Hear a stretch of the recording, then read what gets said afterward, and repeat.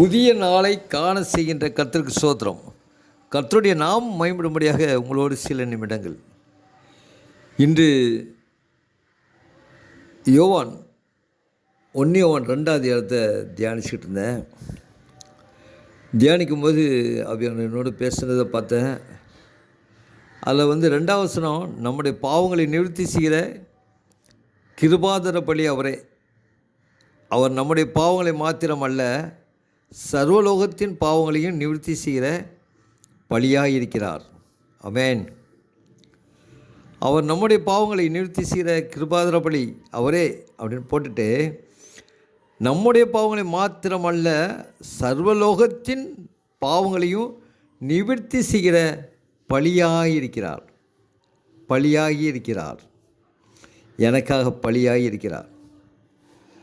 3வது வசனத்தில், அவருடைய கற்பனைகளை நாம் கைக்கொள்கிறோம்லானால் அவரை அறிந்திருக்கிறோம் என்பதை அதனால் அறிவோம். எதனால் அவரை அறிய முடியும்னா, அவருடைய கற்பனையின்படி அதை கைக்கொள்கிறனால் அவரை அறிந்திருக்கிறோம் என்பதை அதனால் அறிவோம்.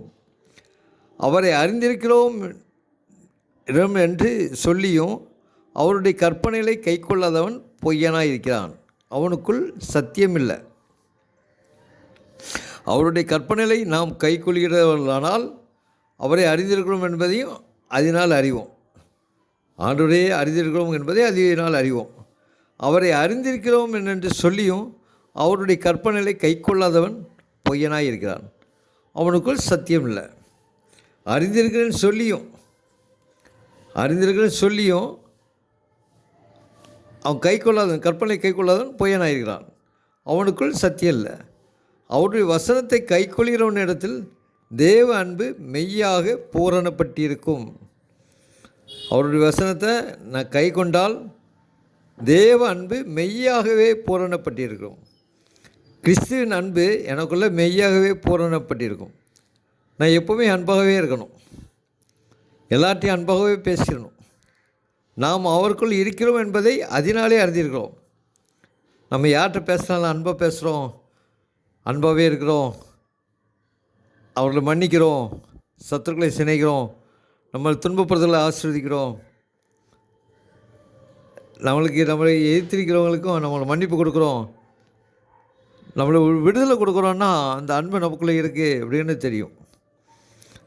சபையில் கூட சில நேரம் உட்காந்துருப்பேன், பாட்டு படிக்கும்போது சத்தமாக கைத்தட்டுவேன். எனக்கு முன்னால் இப்போ கொஞ்சம் பலகீனமாக இருக்கேன். முன்னால் உட்கார்ந்த உடனே சத்தமாக கைத்தட்டுவேன். கைத்தட்டி சத்தமாக பாட்டு படிப்பேன். எவ்வளோ ஆழமாக கைத்தட்டி பாட்டு படிக்கிறோம் அப்படிங்கிறத அவர் என் மேல் வைத்த அன்பு எவ்வளவு என்பதை உணர்மடியான ஒரு காரியமாக இருக்கும். போன உடனே எந்த பாட்டு படித்தாலும் சரி கைத்தட்டணும், அவரை ஆராதிக்கணும், அவரை துதிக்கணும். நான் அவர் மேலே எவ்வளோ அன்பாக இருக்கேன், அவர் என் மேலே எவ்வளோ அன்பாக இருக்கார் அப்படின்னு பார்க்கும்போது, இன்றைக்கி எல்லோரும் சபையில் இருந்துட்டு கைத்தட்டுப்பா, கைத்தட்டுங்க.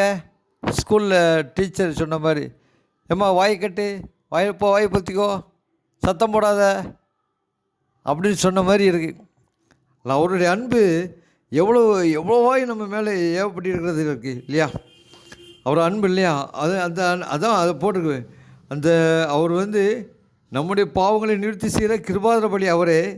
நம்முடைய பாவங்களை மாத்திரமல்ல, சர்வலோகத்தின் பாவங்களையும் நிவர்த்தி செய்கிற பலியாக இருக்கிறார்.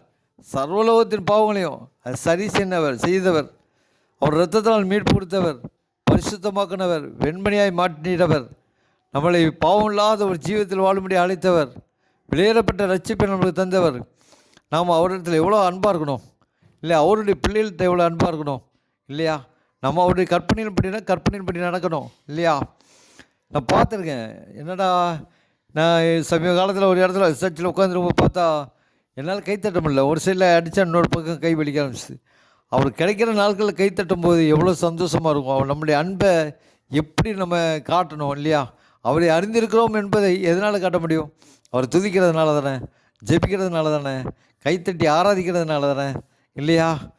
ஒரு ஆள் விட்டு கொடுக்குறதுனால தானே, ஒருத்தர் கீழே விழுந்துட்டானே தூக்குறதுனால தானே, இல்லைன்னா ஒருத்தருக்கு ஹெல்ப் பண்ணுறதுனால தானே இல்லையா? ஒருத்தர் செருப்பை வண்டியில் போகிற ஒரு செருப்பு கீழே போட்டானா ஓடி போய் தூக்கி எடுத்து கொடுக்குறதெல்லாம் ஒரு அன்பு தானே, இல்லையா? ஏன் அப்படின்னா அந்த அன்பு நமக்குள்ளே பரவி ஏவி காணப்படுகிறது, இல்லையா? அவர் போயிட்டுருக்குமே வழியருகே போகும்போது, இல்லையா, கண் தெரிய அவனை கூப்பிட்ட உடனே அவர் கண் பார்வை கொடுக்கறது, அவர் இயேசு கிறிஸ்து நன்மை செய்கிறவராகவே சுற்றி திரிந்தார்னு பார்க்கும்போது நாம் அவரை போல மாற வேண்டும், இல்லையா? அவரை அறிந்திருக்கிறேன் என்று சொல்லியும் அவருடைய கற்பனைகளை கை கொள்ளாதவன் பொய்யனாக இருக்கிறான், அவனுக்குள் சத்தியம் இல்லை. அவருடைய வசனத்தை கைக்கொள்கிற இடத்தில் தேவ அன்பு மெய்யாகவே பூரணப்பட்டிருக்கும். நாம் அவருக்குள் இருக்கிறோம் என்பதை அதனாலே அறிந்திருக்கிறோம். அவருக்குள் நிலைத்திருக்கிறவன் எவனும் நிலைத்திருக்கிறேன் என்று சொல்கிறவன் அவர் நடந்தபடியே தானும் நடக்க வேண்டும். சகோதரரே, உங்களுக்கு புதிய கற்பனைகளை அல்ல, ஆதி முதல் நீங்கள் பெற்றிருக்கிற பழைய கற்பனைகளையே எழுதுகிறேன். அந்த பழைய கற்பனை நீங்கள் ஆதி முதல் கேட்டிருக்கிற வசனம்தானே. ஆதி முதலாக நம்ம கேட்டிருக்கிற வசனம் தான், கர்த்தருடைய வார்த்தை தான். அந்த வார்த்தை தான் கற்பனை, அவர் கீழ்ப்படுகிறது தான் கற்பனை. உலகம் முழுவதையும் ஆதாயப்படுத்தி கொண்டால் தன் ஜீவனை நஷ்டப்படுத்தினால் அவனுக்கு என்ன லாபம் இருக்கு? ஆனால் அவரை சார்ந்து வாழ்வோம், அன்பு கூறுவோம், அனைவரிடத்தில் அன்பு கூறுவோம், அவர் அன்பை இப்போ மற்றவர்களுக்கு காண்பிப்போம். நம்மை போவங்களை மன்னித்தது போல் நம்ம மற்றவர்களை மன்னிப்போம். அப்படிப்பட்ட ஒரு வாழ்க்கையை தொடர்ந்து தேவன் வாழ உதவி செய்வாராக. ஆமாம், ஜெயிப்போம். நீங்கள் அதிகமாக நேசிக்கிற அன்பின் பல தப்புடைய இந்த அருமையான வேலைக்கான நன்றி செலுத்துகிறோம் ஆண்டவரே. ஆண்டவரே, கற்பனைப்படி செய்கிறேன் என்று சொல்லி செய்யாமல் இருக்கிறான் பொய்யனாக இருக்கிறான் ஆண்டவரே. ஆண்டவரே, அது செய்வேன், ஆனால் என்னிடத்தில் தேவ அன்பு பூரணப்பட்டிருக்கு என்று சொன்ன வார்த்தை முடியாது. ஆண்டவரே, உங்களுடைய அன்பு எங்களுக்கு பூரணப்பட்டிருக்க கிருபை செய்யும் ஆண்டவரே. அன்பில்லாதவன் தேவனை அறியான் என்று சொல்கிறது. தேவன் அன்பாக இருக்கிறான் என்று சொன்ன வார்த்தை முடியாது. நாங்கள் அன்பிலே பூரண